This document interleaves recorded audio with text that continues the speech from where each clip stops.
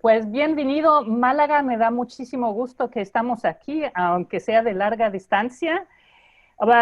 Estamos enfrentando una economía loca y destructiva y ustedes desde hace mucho tiempo han estado trabajando para crear una economía nueva, justa, solidaria y sana.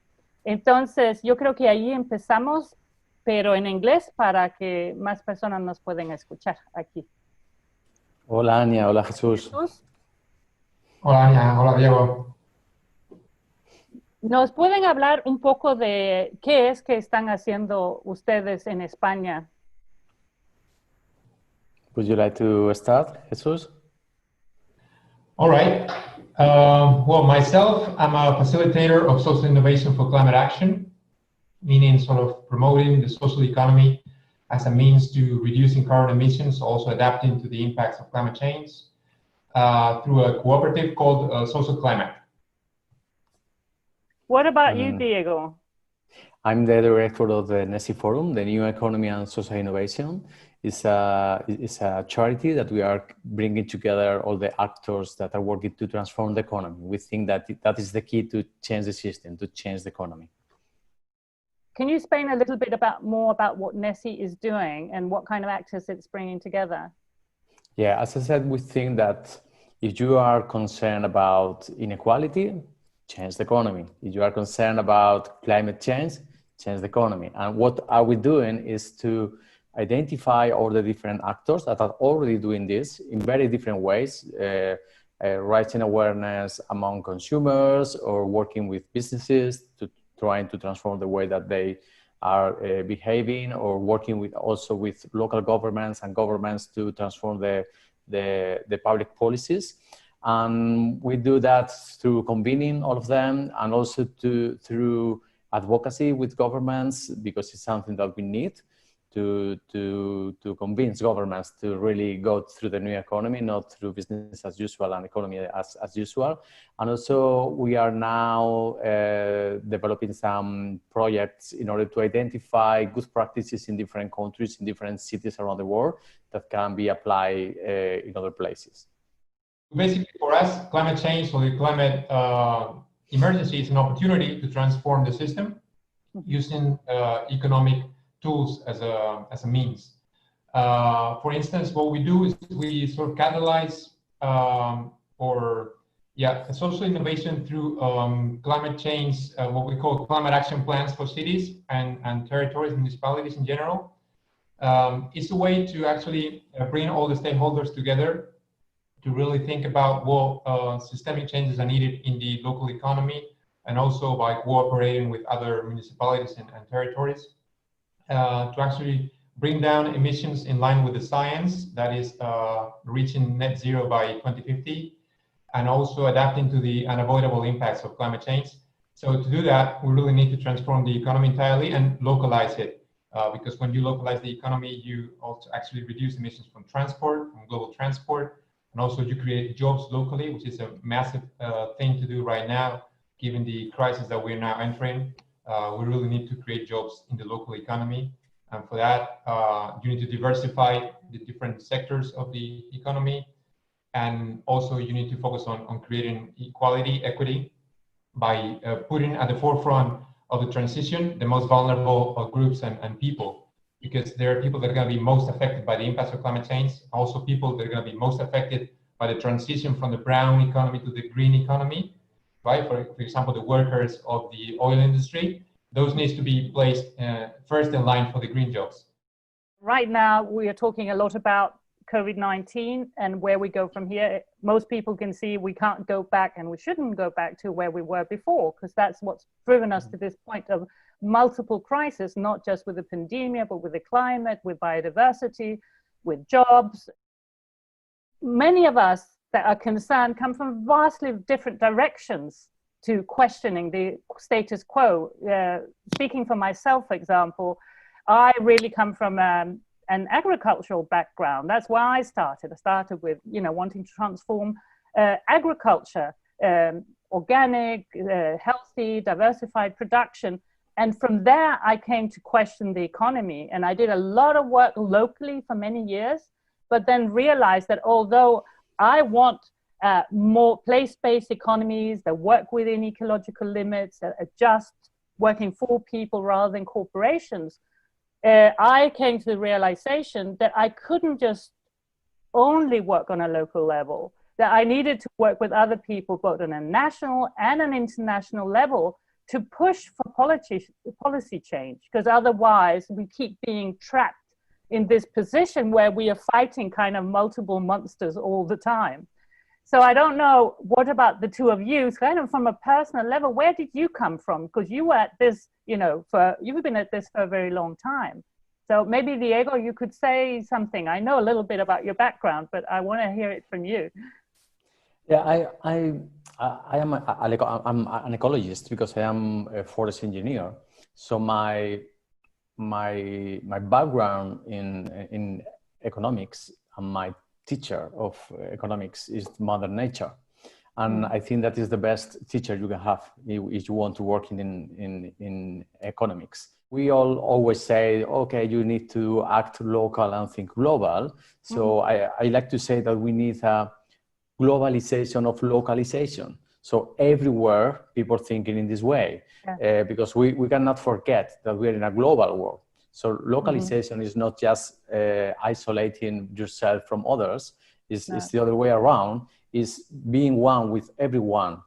For a long time as an entrepreneur with businesses, working a lot trying to raise awareness around citizens.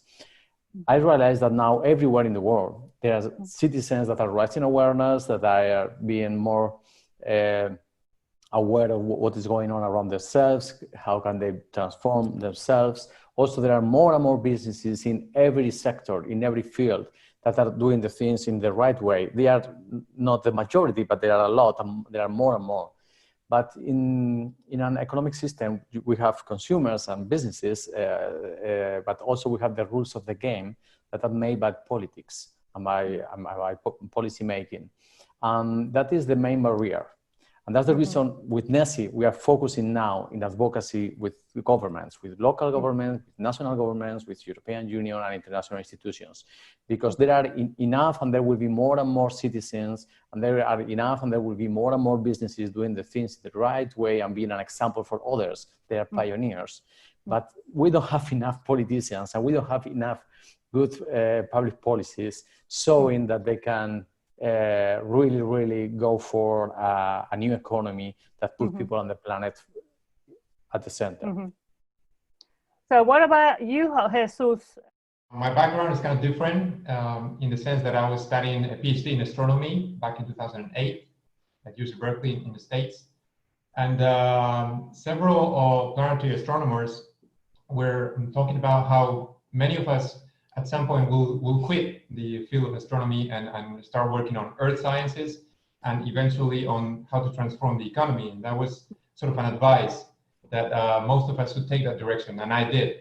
I quit the PhD and I came back to Spain and launched an advising company, a consulting firm with my brother and other associates to actually consult SMEs and small businesses and enterprises to be greener and be more socially responsible.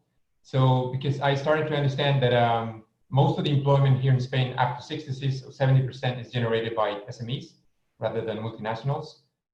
That means that, and those are the ones that are closer to the communities, understand their needs and what's their reality on the ground.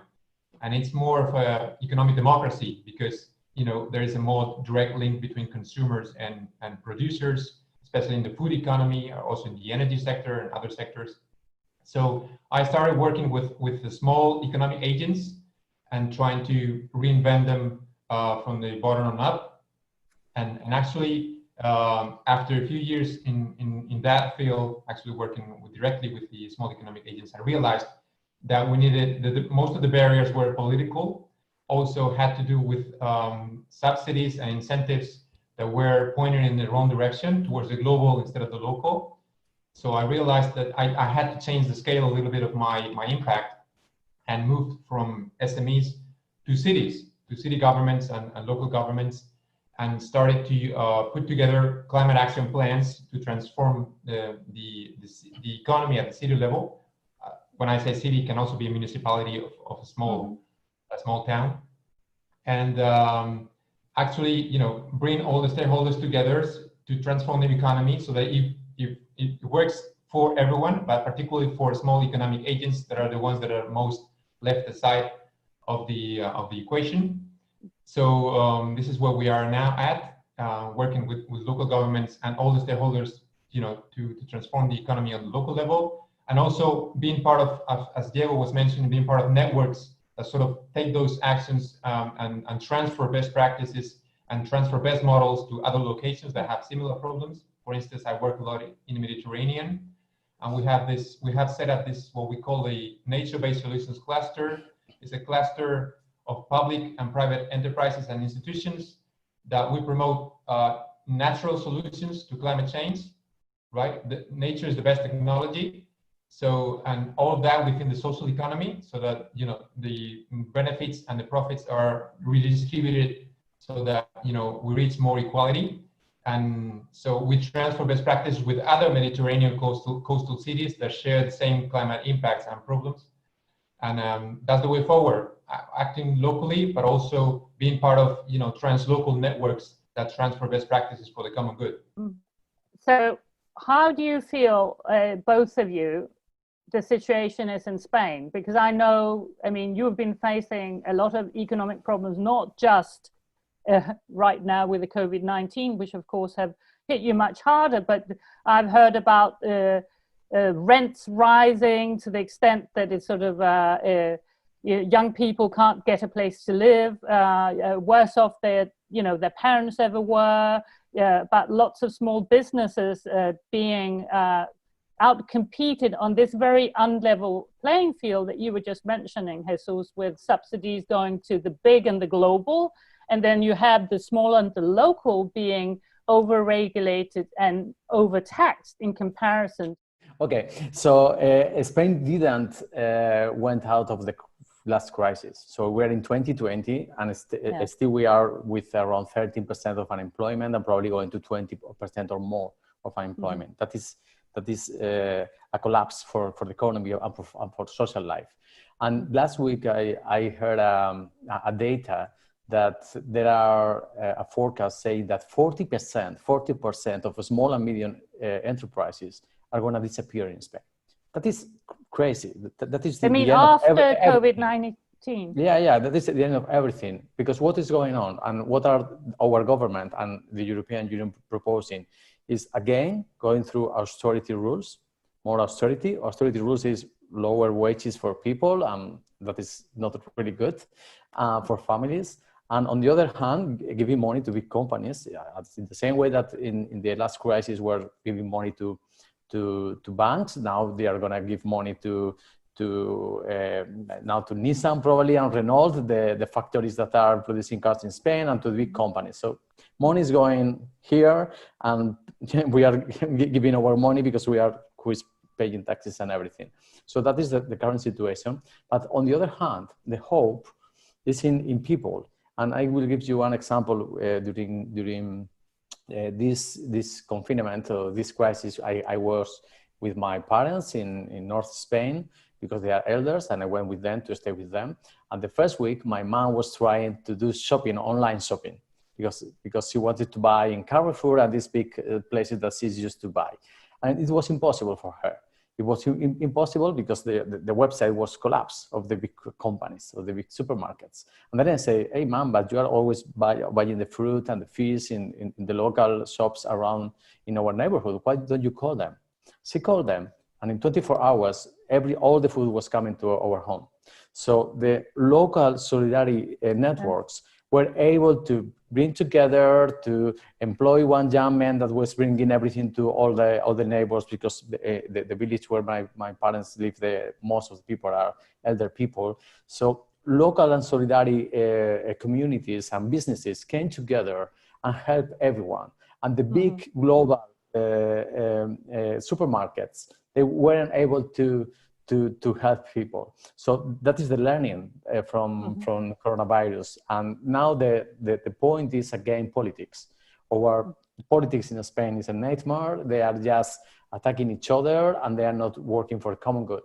So our hope comes again from citizens and small businesses coming together and creating a political economy program to really try to change the economy in our country, learning from lessons as the one I said. That's a very good example. And I think it's also a very good example of the fact that the change will have to come from the bottom up. The inequality has increased dramatically since the 2008 crisis in Spain because of the political decisions that were taken at the time in terms of austerity and all that. At the moment, with this current crisis linked to the pandemic, we could lose between 20 to 30% of local commerce in Spain. That's massive.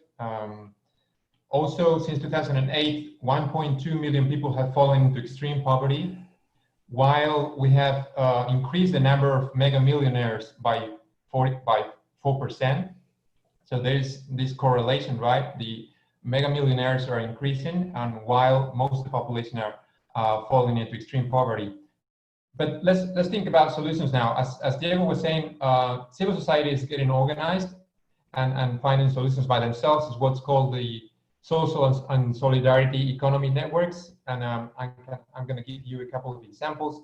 Here in Malaga, we have the Guadalhorce Valley Association, which is an association of producers and consumers that through markets, weekly markets that go across the region, they put in direct contact producers with consumers and with a fair price. And so, you can trace what's the origin of the produce you consume. It's seasonal, it's a green job, and it doesn't create emissions, and it is not packaged in plastic, etc. Also, as another example, we have what's now, you may have heard the news recently, last week, we have incorporated some sort of universal basic income scheme into Spanish national law. And that is an interesting, good step. It's not yet universal basic income, but it's some sort of basic income scheme for people at the most vulnerable situation during this pandemic. So that's a step forward as a lever, as a systemic change tool to actually give the most vulnerable people a head start and a chance to really build their own jobs, etc. Because many of them are not employed and are not employable in the short term. So at least they give them some minimal income so they can have shelter and food and a dignified life. So things are changing slowly, little by little, but as the civil society is coming together and demanding change from the government. I think that in Spain there are some really good initiatives of municipalism where people came together at the local level and they came to elections and they got the power, as Torrelodones, that is a city in Madrid province. And also I think we have good examples of how the new economy should be in every sector. So we have very good examples of ecological and healthy food produced by cooperatives, as Jesus mentioned before. We have good examples of innovative businesses in the textile sector doing sustainable fashion. We have very good examples of bio-construction for housing and co-housing and co-living innovations. So we have good examples in every sector, but again, they are small cases. That is not the usual way of seeing the economy in Spain. But as you said before, we need the bottom up, but also I think we need the top down. So that is, again, we came back to politics. We need both of them working together. We have two examples of how we can seize the opportunity of the current crisis in Spain and transform economic sectors entirely. For instance, we have a big problem in Spain and in the world of what's called the depopulation of rural areas. On the contrary, cities have been massified in the sense that everything is centralized in big cities. So there's a lot of incentives for global businesses to set headquarters in capital cities, etc. So rural Spain is being depopulated. So 3 out of 4 towns in rural Spain have lost population in the last 10 years. So that is dramatic. And so most young people are forced to migrate to big cities, and there's problems with pollution, there's problems with over competition, there's problems of job scarcity, with an extreme poverty, with energy poverty, etc. in big cities. So there's a coordinator of what's called the coordinator of the rural depleted Spain, which is putting together a package of economic incentives and economic measures to actually revert this trend and actually put people back in the land. And so they have a lot of different measures and different initiatives that the government must take action right now to seize the opportunity of this crisis to really diversify the economy towards the rural and the local. So that's an interesting case. And the other case is tourism. As you know, the Spanish economy depends a lot on tourism, and tourism is a globalized industry. So it's suffering a lot from the consequences of the pandemic. And at the moment, I mean, up to 15% of the GDP and jobs in Spain depend on tourism. So that's a lot. So there's a massive need to really rethink tourism and at the same time diversify the economy towards other sectors and not depend so much on a globalized sector like tourism. So there's a nice conversation being now facilitated by the Spanish Center for Responsible Tourism, a lot of webinars and the likes, to really think about what is the meaning of the term sustainable or responsible tourism? How can we also, reindustrialize Spain in low carbon economy and push forward for other sectors to take over, like textile, sustainable textile, sustainable agriculture, etc. So it's time to rethink our economy right now. Yes. Yeah. So, but what I'm getting here, that you actually have in Spain, it sounds to me like local governments that are perhaps more progressive than local governments, I don't know, in other parts, or certainly more aware and more willing to take action to try to strengthen the local economy. NESI is pushing a campaign called Plan A, right? Yeah. Can you just say a little bit about that? Yeah, this is a campaign that we started now 3 weeks ago, because with many allies, we're talking about we need to do something now with the coronavirus, and not only the coronavirus, but the economic collapse that we are facing. So why Plan A? Because there is no Planet B and there is no Life B. So now that we are losing a lot of lives around the world, we need to be aware that this is our life, and we need to live with the rest of the people and trying to be happy during the time that we are here. So Plan A, an economy for life, that is the project, is co-creating a political economy program bottom-up, in a bottom-up way. We have more than 60 different networks that are working with us now, from businesses, citizens, NGOs, all kind of networks. We are collecting signatures. We have more than 4,000 people came together. We are now doing webinars and collecting proposals from every economic sector, from tourism to food, textile, mobility, and everything, to really transform the economy in our cities, in our country, and also the global economy.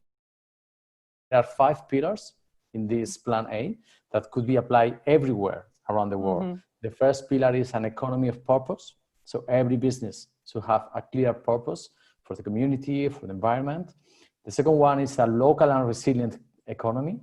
It's amazing that we are not able to even produce our own masks in this kind of crisis. It's something that we should be able to produce with our textile industry.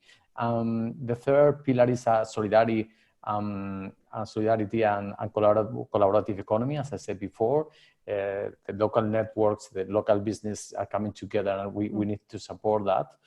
The fourth pillar is a circular and regenerative economy. It's not enough with circular, we need a regenerative economy because many ecosystems has been destroyed, not only in Spain, but all around the world. And the fifth and last pillar is rethinking work.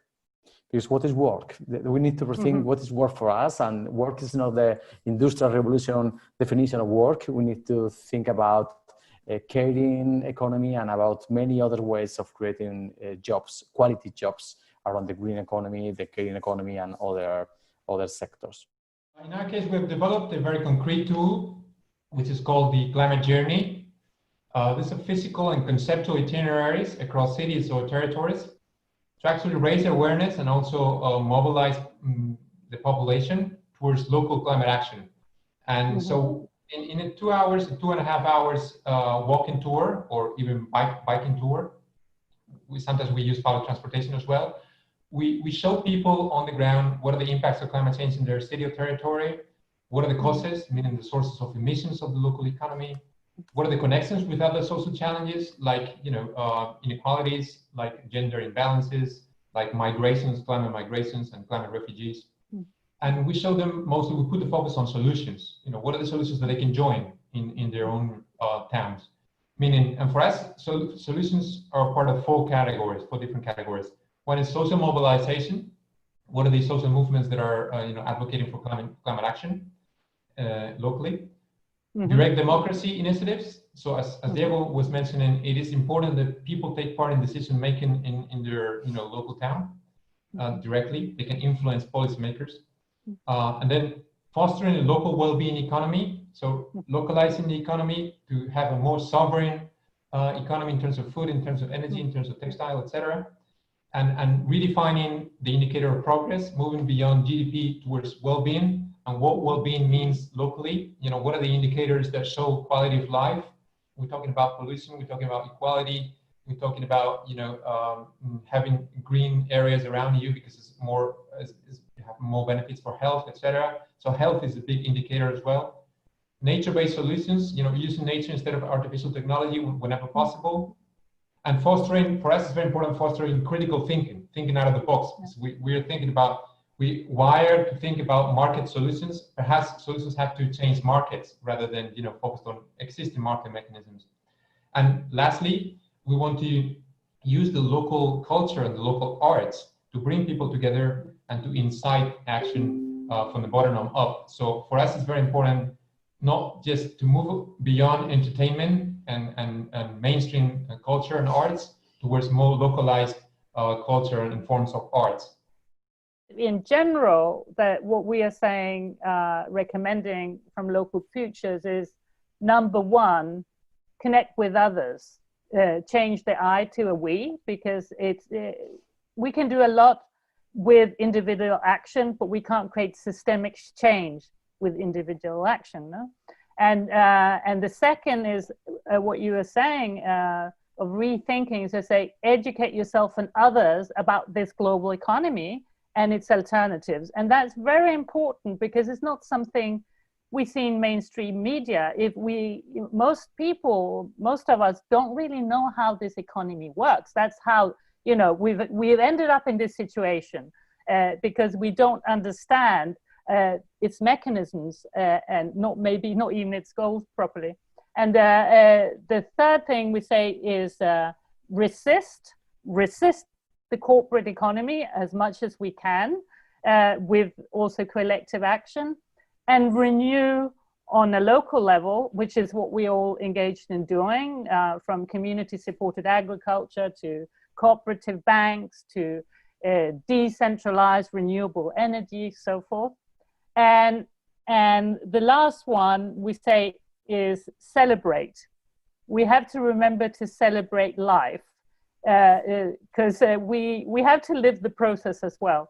And so I don't know if, Diego, if you have some recommendations, what do you say to people when they ask, what can I do?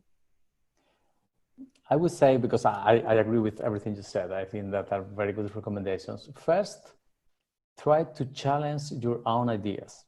Try to unlearn, to create room in your brain for new ideas. Because we have to admit that we are in a world with fake news and mass information. And the mainstream thought is really, really clear.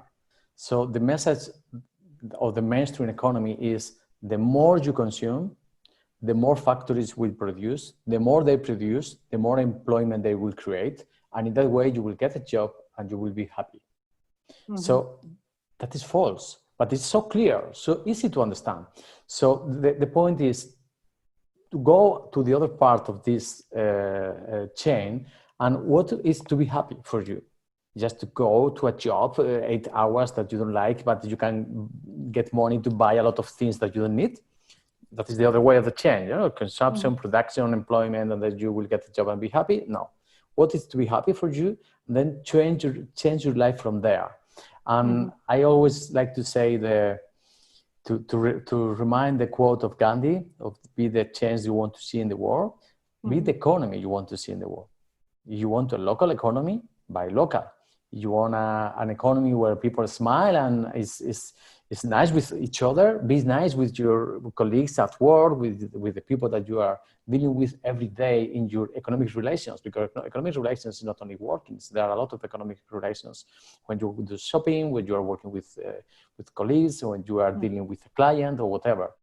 You have to consider yourself as being in a transition. We're all in a transition, so nobody's perfect in terms of values and coherence. So, but take into consideration that you're going to need the current system to live off it sometimes. But at the same time, you can set the other foot on the alternative system, you know, the local solidarity economy. So little by little, you can, you know, transition away from the globalized to the localized, and simplify your life, as Diego was saying. What is it that makes you happy? And take the opportunity, especially during this pandemic, use this time in lockdown mode, etc., to rethink what are your priorities in life and what is it that you want to have more of. It's probably connection with other people. You know, we're all longing for reconnecting with our peers now that we are confined, and reconnection with nature as well. That's what makes us happy and healthy. So having those priorities well set in your mind, what are the steps that you can take in that direction? One is buying local. The other is, you know, getting together with your neighbors to, you know, advocate for whatever change you want to see in your neighborhood or city. And others are just dematerialize your life, move away from stuff, you know, from the story of stuff, into the story of people, right? Just being in a local and human scale, you know, makes you understand and feel that you're part of something, you're part of a community that makes sense to you, right? Something bigger than yourself. So moving away from this isolationism, you know, selfishness, etc., into community society, community-based societies, I think is essential for our well-being, health, and happiness in the end.